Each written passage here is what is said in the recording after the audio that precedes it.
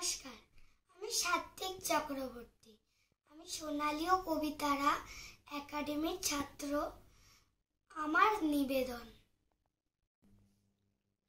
মা গো আমায় ছুটি দিতে বল, সকাল থেকে পড়েছি যে মেলা।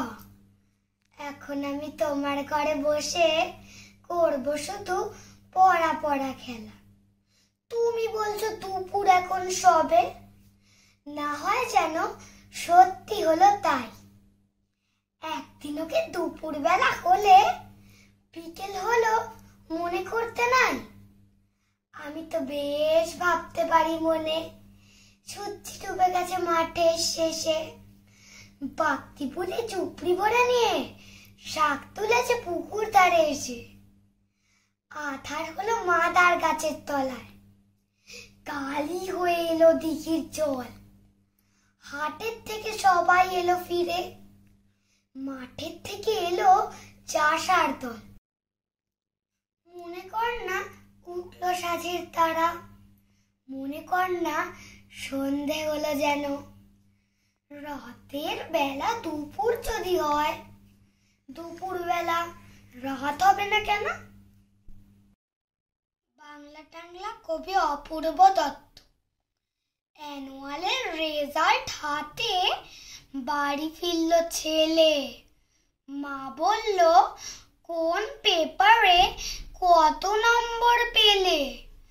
হিস্ট্রিতে মম 84, ম্যাথসে 90। মা বলল fantastic, just like a hero. Science that's not so fair, only 69. ইংরেজিতে 92, altogether fine. জিওগ্রাফির পেপারে তো 100-এ 100, ডুবিয়ে দিল বেঙ্গলি চাই, very for great. ছেলের মাথায় হাত রেখে মা ঠোঁট মেকিয়ে বলে নেভার মাইন্ড, বেঙ্গলিটা না শিখলেও চলে। বাবা বলল বেশ বলেছ, বঙ্গমাতার কন্যে। বাংলা টাংলা আমার মতো অশিক্ষিতের জন্যে। বিদ্যাসাগর, রবীন্দ্রনাথ, নেহাত ছিলেন বোকা, না হলে কেউ শখ করে হয় বাংলা বইয়ের পোকা। মা বলল চুপ করো তো, ওর ফলটা কিসে?